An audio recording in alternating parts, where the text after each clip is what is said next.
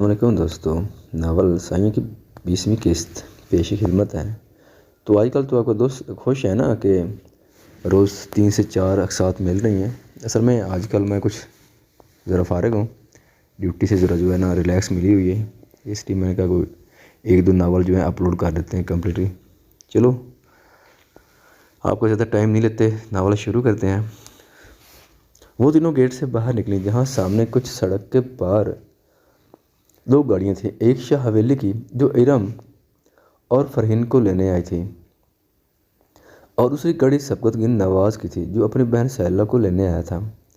فرحین اور ارم نے بڑی سی شال اپنے ارد گرد کی ہوئی تھی اور ہمیشہ کی طرح ہاتھ سے نقاب پکڑا ہوا تھا۔ سبقت گن باہر ہی کھڑا تھا، لینے تو وہ سہیلہ کو آتا تھا، لیکن اس کا دل کسی کی ایک جھلک دیکھنے کے لیے زیادہ آتا تھا۔ اب بھی وہ گاڑی سے کمر کا سینے پر ہاتھ باندھے ہلکی مسکان سے سامنے دیکھ رہا تھا، اس پری وشک جو خود کو چادر میں چھپائے نقاب چہرے پر رکھے دھیمی سی چال چال رہی تھی، جن کا وہ شیدائی ہو گیا تھا۔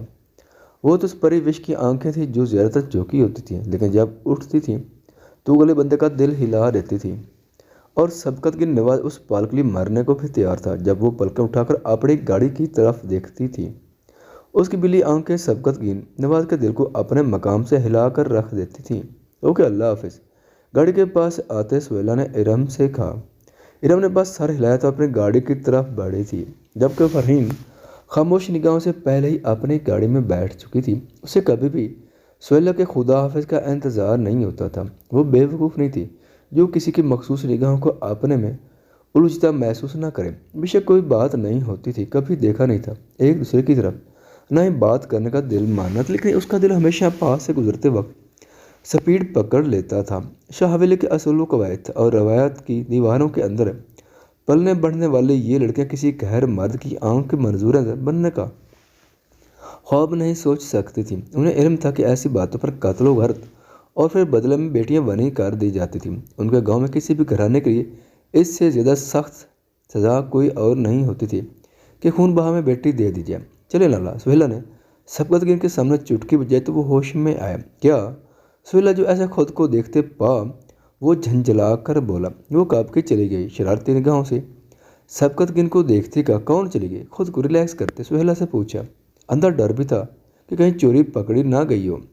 گاڑی لالا، گاڑی، دروازہ کھولتے ہوئے اور ہنس کر اندر بیٹھ گئی۔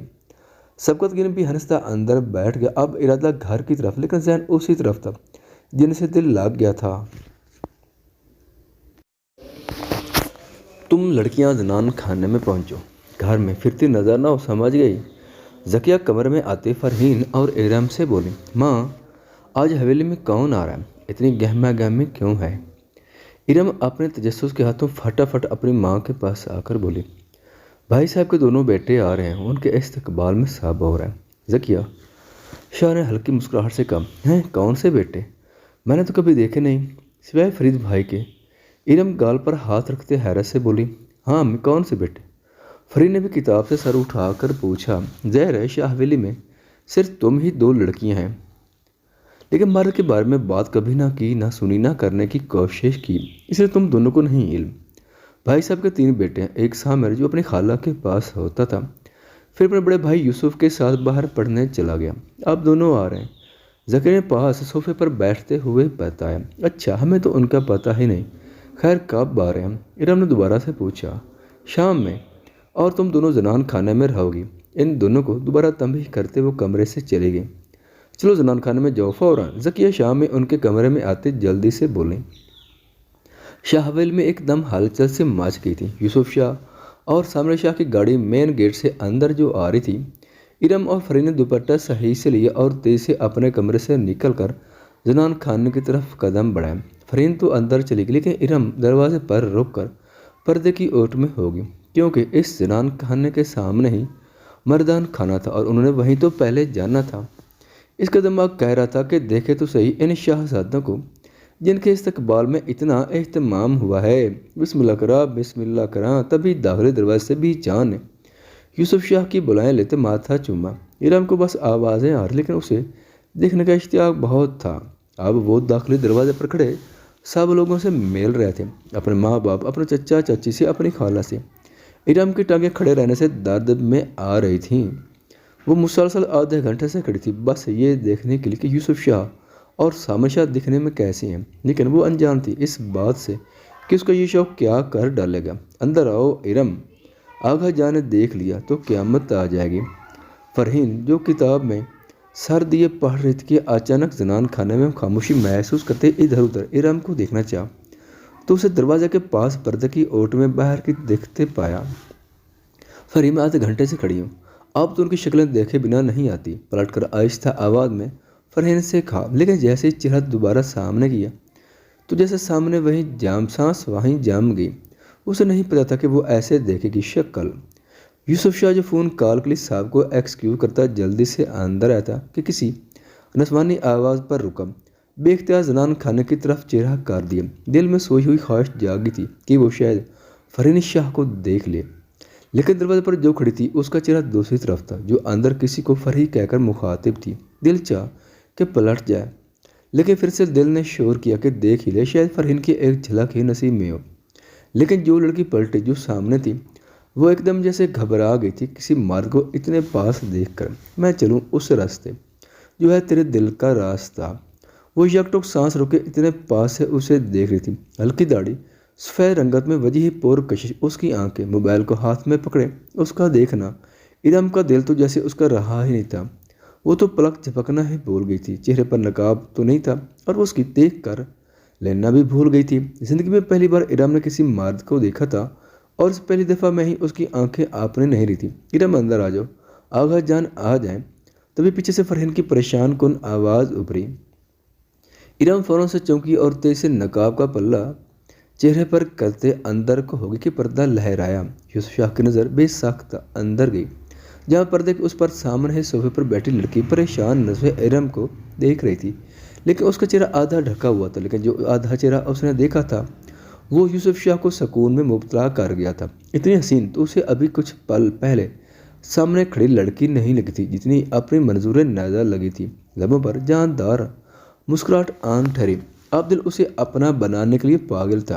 आओ बेटा। तभी पीछे से आगा जान की आवाज़ ने उसे फौरन से होश दिलाया तो वो साथ ही मर्दाना खाने चला गया। इस उम्र में भी वो अपने बाप से डरता था। इरम अंदर तो आ गई, लेकिन उसका दिल और दिमाग उसके पास नहीं थी। उसकी साकत आंखें उस लड़के के चेहरे के तस्वर पर टेक गई थी। तुम्हें समझ भी आ रही है कि मैं क्या बोल रही हूँ? फरहीन ने उसका बाजू हिलाया तो वो चौंकी और हंस दी। फरहीन को उसकी बिल्कुल समझ नहीं आ रही थी। तभी उसके हाल पर छोड़कर दोबारा किताब में मुंह दे दिया। मासूम नज़र का भोलापन ललचा के बिलभाना क्या जाने। दिल आप निशाना बनता है, वो तीर चलाना क्या जाने।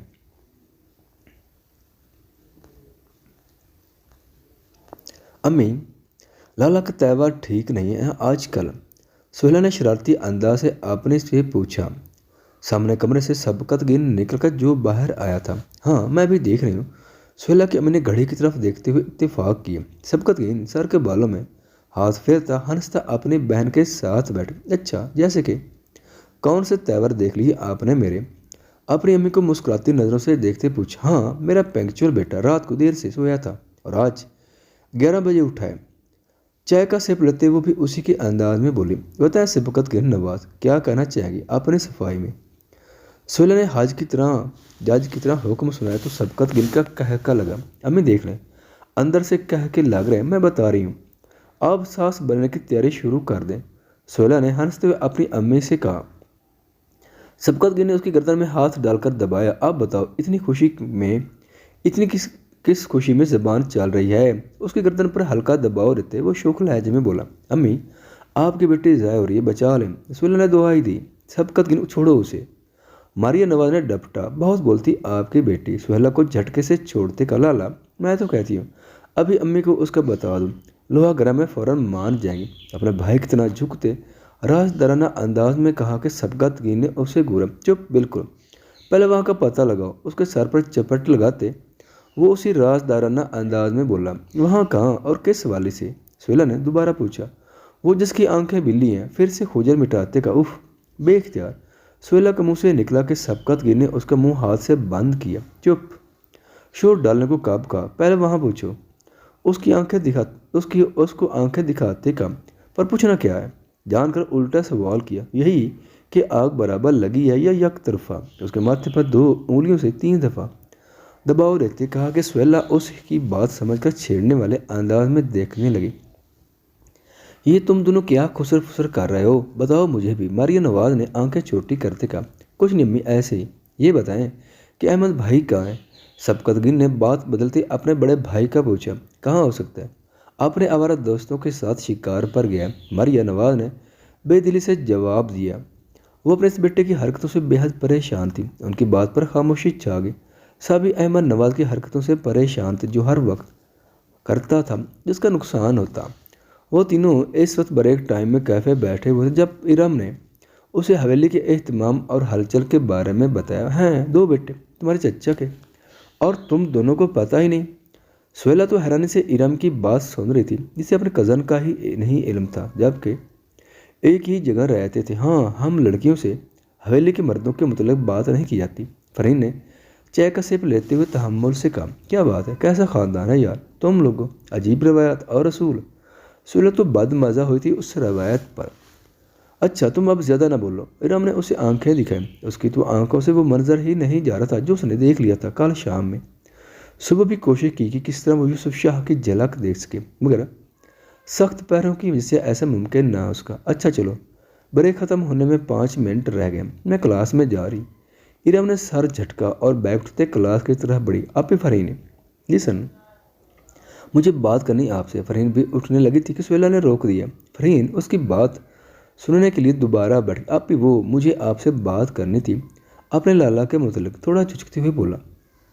لالا؟ بے اختیار اس کا دل دھڑک اٹھا تھا۔ جی، اپنے لالا کے بارے میں۔ سہیلا نے سر ہاں میں ہلایا۔ مجھ سے کیا بات کرنی ہے؟ فرحین کا لہجہ بھاری ہو گیا تھا، عجیب سی اس کی کیفیت تھی جسے وہ خود سمجھ نہیں پا رہی تھی۔ وہ آپی لالا آپ کو پسند کرتے ہیں، سہیلا نے لاب کاٹتے ہوئے کہا۔ فرحین نے حیرت سے اسے دیکھا، دل جیسے روک گیا تھا، سانس بھی مدھم ہو گئی تھی، یعنی جس سے وہ ڈر رہی تھی وہ سچ ثابت ہو گئی۔ تمہارا دماغ ٹھیک ہے؟ فرحین نے ہاتھ بڑھاتے کہا۔ وہ بہت نروس ہو رہی تھی۔ پلیز فرحین آپی، ایک دفعہ بس میری بات سوچ کر دیکھیں۔ میرے لالا کی ایسی طبیعت نہیں کہ وہ ہر ایک پر فدا ہوں، نہ ان کے خلاف آج تک ایسی بات ہمیں ملی ہے۔ انہوں نے پہلی بار کسی کی طرف دیکھا، ارے وہ تو آپ کا نام بھی نہیں جانتے، بس اتنا جانتے کہ آپ بڑی ہیں۔ پلیز ایک دفعہ اس بارے میں غور کر لیں۔ سہیلا نے فرحین کے ہاتھ پکڑتے منت کی۔ پلیز تم مجھے ان سب سے دور رکھو۔ فرحین نے اپنے ہاتھ چھڑوائے اور اٹھ کھڑی ہوئی۔ پلیز آپی ایک دفعہ غور ضرور کیجیے گا، میرے لالا اتنے بے مول نہیں جن کی بات میں آپ سے کر رہی ہوں۔ ان کی آنکھوں میں بہت محبت آپ کے لیے، یقین ہے تو آج چھوٹی کے وقت بس ایک دفعہ انہیں دیکھ لینا، کچھ سیکنڈ، اس کے بعد فیصلہ آپ کا۔ اس نے فرحین کو جاتے ہوئے دوبارہ منت کی۔ فرحین نے روک کر اسے دیکھا اور سہیلا اس کے پاس سے چلی گئی، جبکہ فرحین اپنے دل پر ہاتھ رکھ کر دوبارہ بیٹھ گئی۔ اتنی ہمت ہی نہ ہوئی کہ کلاس میں جا سکے۔ ان کی آنکھوں میں آپ کے لیے محبت ہے، سہیلا کے الفاظ اس کے کانوں میں گونجے۔ اس کی آنکھوں میں سبقت گن کا چہرہ لہرایا، جو روز چھٹی کے وقت اپنی گاڑی کے ساتھ کھڑا ہو کر اسے دیکھتا تھا۔ چاہے جانے کا احساس کتنا انوکھا ہوتا، خاص طور پر تب جب آپ کو علم ہو کہ جسے آپ چاہتے ہو وہ آپ کو آپ سے زیادہ شدت سے چاہتا ہے۔ فرحین نے سر جھکا لیا، ہونٹ مسکرانے کو بے تاب تھے، ٹھنڈی فوار جیسے دل پر پڑی تھی۔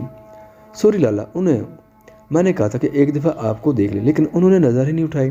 سہیلا اداسی اس سے ساری بات کرتے بولی۔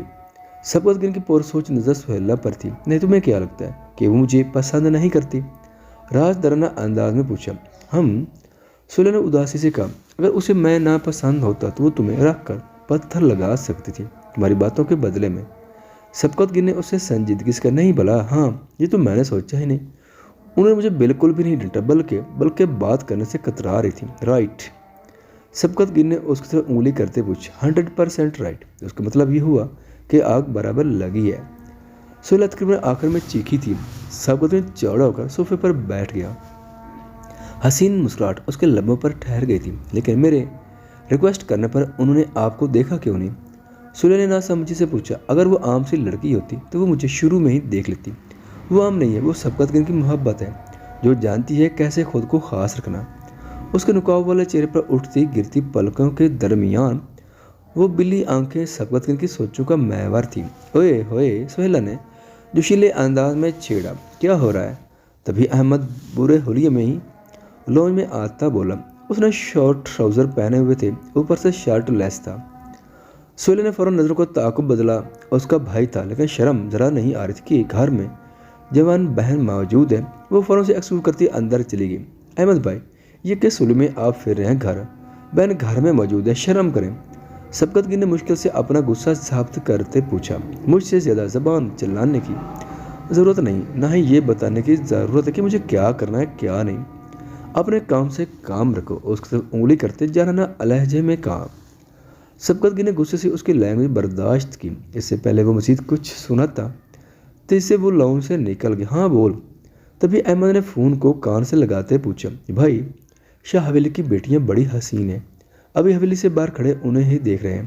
مقابل فون پر کسی نے خواصت سے کہا، ہاں کیا کہا؟